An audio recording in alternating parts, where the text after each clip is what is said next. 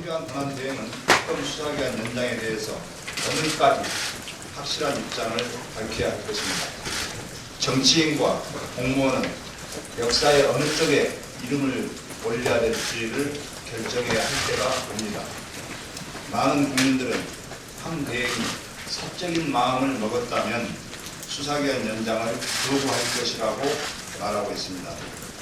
황 권한대행이 특검 수사기관 연장을 승인하지 않는다면 야사당은 국회가 해야 할 일을 분명히 하겠다는 것을 국민들께 약속드리겠습니다. 맹자께서는 잘못을 저질렀을 때 부끄러워하는 마음을 모르면 사람이 아니다라고 했습니다.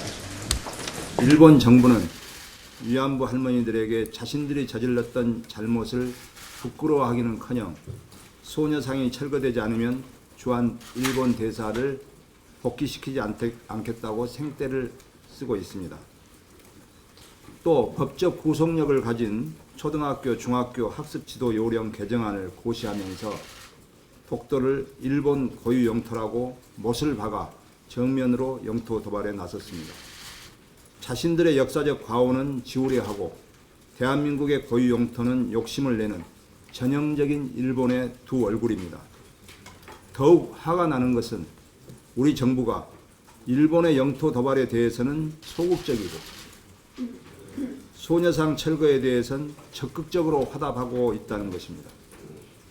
우리의 조국을 강탈하고 수탈한 것도 모자라 지금도 영토 도발을 일삼고 있는 일본에 대한 솔직한 심정은 국교를 단절해도 부족할 것입니다. 외교부는 부디 주권 국가로서 강력하게 대응해야 할 부분에서는 강력하게 대응해 주실 것을 촉구합니다. 헌법재판소가 대통령 측의 억지 증인과 불필요한 증거 채택을 모두 기각했습니다. 그러나 대통령 측은 여전히 헌재의 탄핵 심판 무력화를 시도하고 있습니다. 대통령의 특검 대면 조사는 온갖 핑계로 거부하다가 특검 연장의 가장 큰 근거로 대두되자 이제야 혼자 심판정에 나와서 국회 측 신문도 없이 나홀로 변론만 하겠다고 합니다. 이제 곧 역사적 헌재 심판은 종착역에 도착하게 됩니다.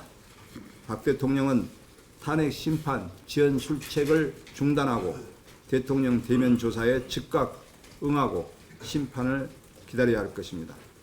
헌재의 국정 공백을 최소화하기 위한 정당한 소송 지휘권 행사를 존중하며 헌재의 조속한 판결을 기대합니다. 이상입니다. 대한민국의 운명이 기로에 섰습니다. 미래를 향해 힘차게 도약하느냐 또다시 좌절과 탄식의 세월을 보내느냐 갈림길에 있습니다. 불의와 부패와 무능과 부조리가 총망라된 최악의 정권의 무조건적 교체는 시대적 과제입니다. 그래서 다수의 국민은 닥치고 정권 교체에 고개를 끄덕였습니다. 이제 정권 교체가 기정사실이 됐습니다. 박근혜 일당과 그 주변 세력이 마지막 발악을 하고 있지만 국민은 그들에게 한 번 더 기회를 결단코 주지 않을 것입니다. 때문에 정권 교체는 이미 예정된 미래입니다. 이제 어떤 정권 교체를 할 것인지 선택해야 합니다. 나쁜 정권 교체를 할 것인가? 좋은 정권 교체를 할 것인가? 순간의 선택이 국가의 운명을 바꾸고 내 삶을 바꿉니다. 민주당은 지난해 부결이 뻔한 12월 2일 대통령 탄핵 투표를 주장한 무책임한 정당입니다. 민주당은 패권주의 정당입니다. 민주당은 1980년대식 운동권 정당입니다. 민주당으로의 정권 교체는 과거로의 회귀이자 실패한 참여정부의 심장개혁입니다. 민주당으로의 정권 교체는 나쁜 정권 교체입니다. 국민의당은 지난해 12월 9일 탄핵 투표를 주장하여서 탄핵을 성공시킨 책임지는 정당입니다. 국민의당에는 패권주의가 없습니다. 국민의당은 지역 평등을 지향합니다. 국민의당은 국가 대개혁의 성공입니다. 국민의당의 시선은 벌써 미래를 향하고 있습니다. 국민의당은 4차 산업혁명 시대에 대비하고 있습니다. 국민의당으로의 정권교체는 좋은 정권교체입니다. 나쁜 정권교체로 또 좌절하고 한숨 쉴 것인가? 좋은 정권교체로 미래를 향해서 힘차게 도약할 것인가? 대한민국의 운명이 국민의 선택에 달려 있습니다. 현명한 국민의 현명한 판단을 믿습니다. 청년 일자리 대책에 대해서 말씀드리겠습니다. 걱정입니다. 청년 취업자 증가폭이 지난해 3분기에는 6만 2천 명에서 4분기에는 7천 명에 불과했습니다. 정부는 지난주 유일호 경제부총리 주재로 경제장관 회의를 열고 20개 일자리 과제를 발표했습니다. 다음 달에는 청년 일자리 대책을 또 내놓을 예정이라고 합니다. 박근혜 정부 들어서 10번째입니다. 그동안 9번의 일자리 대책에도 불구하고 실업률은 거꾸로 더 올랐습니다. 대책을 처음 내놓았던 2013년 10월 청년 실업률은 7.8%였습니다. 청년 맞춤형 일자리 대책을 발표한 같은 해 12월에는 실업률이 8.5%로 올랐습니다. 청년 고용절벽 해소 종합대책을 내놓았던 2015년 6월에는 9.4%까지 치솟았습니다. 청년 여성 취업 연계 강화 방안을 내놓은 작년 4월 청년 실업률이 10.9%로 또 올랐습니다. 다음 달 구체적 방안이 발표되기 전이지만 청년들이 정부의 대책을 믿지 못하는 이유입니다. 700조 원을 넘어선 30대 재벌의 사내 유보금을 투자 재원으로 활용토록 해야 합니다. 투자 확대가 고용을 촉진하고 고용 확대가 다시 소비를 진작하는 선순환이 답입니다. 대기업과 중소기업 간, 정규직과 비정규직 간의 격차 등 이중 구조를 개선하고 4차 산업혁명 시대에 대비한 구조조정을 서둘러야 합니다. 이것은 일자리 대책일 뿐 아니라 경제 살리기 대책이기도 합니다. 정부는 재탕, 삼탕, 청년 일자리 대책 대신 근본적이고 거시적인 대책을 내놓을 것을 촉구합니다. 이상입니다. 엊그제 말레이시아에서 대낮 100주에 그것도 자기 친족인 친척 형제를 암살하는 사건이 발생했습니다. 정말 도저히 21세기에서는 나타날 수 없는 그런 만행이었는데 그러한 북한을 저희가 대하고 지금 공존하고 있는 상황입니다. 저희 테러에 대해서 한 말씀 드리겠습니다.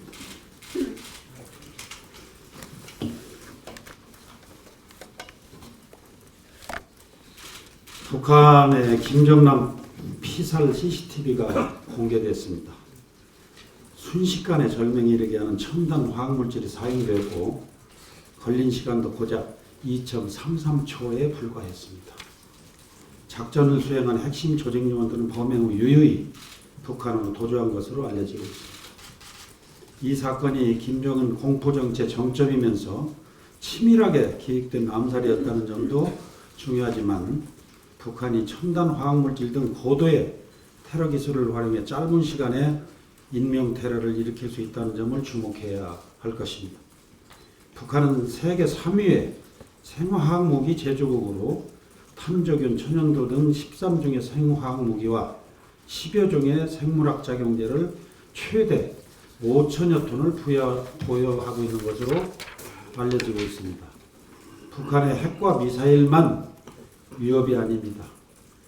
더욱 중요한 것이 생화학 물질을 사용한 도발에도 철저히 대비를 하지 않으면 안 될 것입니다. 이것은 어쩌면 전쟁뿐만 아니라 평시에도 안보에 치명적 위협이 아닐 수가 없습니다. 9.11 사건 이후에 안보의 개념은 포괄적인 개념으로 변화를 했습니다. 모든 국가의 대소사건도 안보와 직결되어 있습니다. 북한의 생화학 무기는 군병력뿐만 아니라 우리나라 보통 시민들을 대상으로 하고 있어 문제가 더욱 심각합니다. 북한의 도발과 위협이 갈수록 대담하고 교묘해지고 있습니다. 한반도의 안보 불확실성도 더욱 커지고 있습니다. 군과 정보기관은 국민이 불안해하지 않고 생활할 수 있는 북한의 움직임을 철저히 감시하고 북핵과 미사일뿐만 아니라 생화학 테러에도 한층 더 긴장감을 가지고 높은 경계 태세를 유지할 것을 촉구합니다. 이상. 교육부가 거센 반대 여론에도 불구하고 강행한 국정교과서 연구학부 지정 연계안이 일선 현장에서 철저히 예명받고 있습니다. 전국 5,566개 중고등학교 중 국정교과서 연구학부 지정을 신청한 학교가 단 한 곳에 불과합니다. 그마저도 해당 학교 내부에서 강력한 반발에 부딪히고 있는 실정입니다. 이것이 바로 교육부가 그렇게 듣고 싶어하던 현장의 목소리입니다. 학부모가, 교사들이, 학생들이 국정교과서를 거부하고 있습니다. 그런데도 교육부는 교육청 정거조 때문에 국정교과서 신청이 적은 것이라고 남탓을 하고 있습니다. 교육부가 정상이라면 지금이라도 반성하고 국민 앞에 석고대죄를 해야 합니다. 그래도 모자랄 판에 국정교과서를 보조교재로 활용하고 전용 홈페이지에 상설 전시하겠다고 합니다. 이것은 연구학교만 국정교과서를 쓰도록 하는 장관 고시 규정에도 위배되는 사항입니다. 자신이 정한 룰을 스스로가 어기는 꼴이 되고 있습니다. 자라는 세대를 미래로 이끌 교육부가 억지만 부리며 오리로 미래를 향한 발목을 붙잡고 있습니다.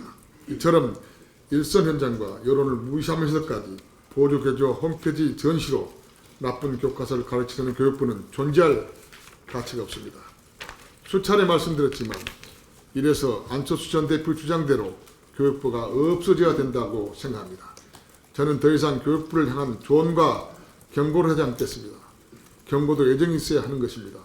교육부에 대한 일말의 기대를 접고 국가교육위원회를 중심으로 한 교육 대개혁 방안 마련에 박차를 가하겠습니다. 이상입니다. 네, 원내정책부대표 정인환입니다. 정부는 쌀 정부 수매가 우선 지급금 환수 계획을 철회해야 합니다. 정부는 지난해 말 2005년 공공비축미 우선지급금 시행 이후 사상 처음으로 2016년 공공비축미 시장경유국 65만 9천 톤에 대한 우선지급금 환수 계획을 발표하였습니다. 이로 인해 전국의 모든 농민들이 정부에 대한 배신감과 분노로 가득 차 있으며 우선지급금 환수 거부 투쟁에 나서고 있는 실정입니다. 쌀값이 20년 전 수준으로 하락한 주요 원인은 정부의 쌀값 지지 노력 부족과 부정확한 가격 예측 등 정부의 양곡 정책 실패로 인한 것입니다. 그러나 정부는 이러한 정책 실패는 외면한 채 농민들에게 책임을 전가하고 있습니다. 현재 농식품부는 10월부터 12월 산지 평균 쌀값을 기준으로 공공비축미 확정 가격을 산정하고 있습니다. 확정 가격은 44,140원으로 우선 지급금인 45,000원보다 860원 니달하여 약 25만 호로부터 197억 원을 환수한다고 합니다.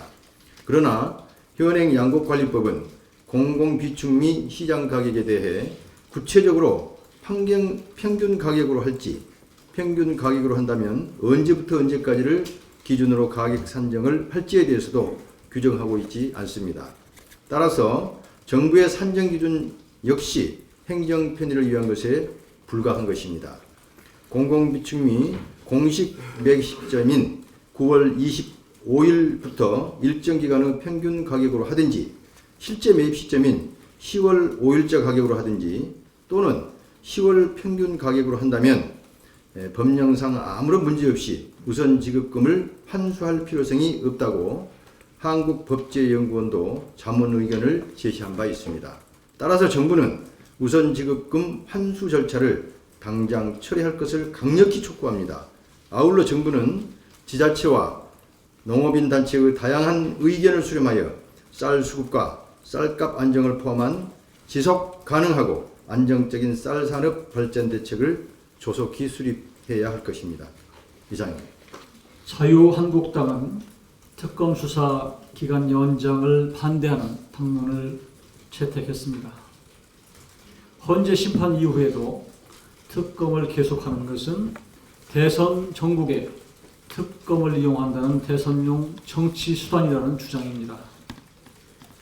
청와대 여의도 출장소로서 박근혜 대통령을 묻지마식으로 비호함으로써 나라를 결단내놓고도 아직도 자성은커녕 대선 운운하는 모습이 참으로 후한무치하고 뻔뻔한 처사가 아닐 수 없습니다. 친박 패권 정당으로 국정유린의 공범이었던 사실이 그처럼 떳떳한 것이라면 왜 당명은 새누리당에서 자유한국당으로 바꾸었는지 묻지 않을 수 없습니다. 검찰 포토라인에 서서 죽을 죄를 지었다고 울먹이던 최순실의 표변, 특검 수사에 성실히 응하겠다고 했던 박근혜 대통령의 안면 몰수를 보면서 분노를 금할 수 없습니다. 자유한국당은 특검 수사기간 연장 반대 당론 처리를 이제라도 함으로써 더 이상 역사에 죄를 추가하지 마십시오. 황교안 권한대행도 특검 수사기간 연장을 할 수 있도록 적절한 조치를 취할 것을 요구합니다. 박근혜 대통령 측은 헌재 판결을 저지하는 시도를 함으로써 역사에 죄를 뿌리는 일을 더 이상 하지 말 것을 경고합니다. 이상입니다. 600조 원에 달하는 국민의 노후자금이 공중에 붕 떠있는 상황입니다. 안정적인 운영이 어려운 상황이지만 아무도 나서지 않고 있습니다. 이달 말 지방 전주 이전을 앞두고 있는 기금운영본부에는 20여 명의 기금 운영 인력이 퇴사했거나 퇴사할 예정이라고 합니다. 6개월 내 계약이 만료되는 운영력이 50여 명에 달한다고 합니다. 현행 국민연금법 2조에 의하면 국민연금 사업은 보건복지부 장관이 맡아 주관한다라고 되어 있습니다. 또한 보건복지부 장관이 국민연금공단 이사장 해임을 건의할 수 있습니다. 하지만 보건복지부는 국민연금이 어떻게 되든 아무런 조치가 없습니다. 단지 본인이 사퇴 의사를 밝히지 않았기 때문에 해임을 할 수 없다는 궤변만 늘어놓고 있습니다. 현행 공공기관 운영에 관한 법률 제35조 3항에 의하면 주무기관의 사항은 기관장, 상임이사 및 준정부기관의 비상임이사가 직무를 이행하지 아니하거나 이를 게을리한 경우 해임하거나 그 임명권자에게 해임을 건의 요구할 수 있다라고 명시되어 있습니다. 보건복지부 장관에게 묻고 싶습니다. 문영표 이사장이 직무를 똑바로 이행하고 있습니까? 직무를 게을리하진 않았습니까? 지금 무단 결근만 20일이 넘었습니다. 휴가까지 합하면 50일이 넘는 기간 동안 자리를 비우고 있습니다. 충분한 해임 건의 사유입니다. 해임시키는 것이 마땅하며 국민들도 원하고 있습니다. 보건복지부 장관은 국민의 뜻에 따라야 합니다. 문 이사장의 해임을 황교안 권한대행에게 즉각 건의할 것을 촉구합니다. 이상입니다. 중소기업, 청년창업, 소상공인 보호는 우리 사회의 시대적 화두인 격차 해소의 중요한 기준입니다.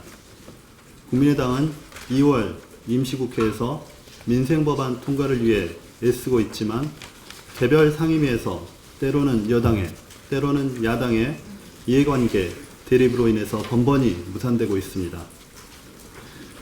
여야가 민생경제 수습을 위해 개혁 입법에 동참해 주실 것을 촉구합니다. 저는 중소기업들의 경쟁력 강화를 위해서 중소기업 협동조합의 생산, 가공, 수주 판매 등의 공동 사업에 대해서 공정거래법 적용을 배제하는 중소기업 협동조합법 개정안을 발의하려고 합니다. 중소기업 협동조합들이 중소기업의 경쟁력 강화를 위해 애쓸 수 있도록 그리고 실질적으로 제도적인 보장을 받을 수 있도록 하는 법안입니다. 이와 함께 오늘 우리 당 오세정 의원 주최로 중소기업 경쟁력 강화를 통한 좋은 일자리 창출 방안 모색이라는 세미나가 10시에 열립니다.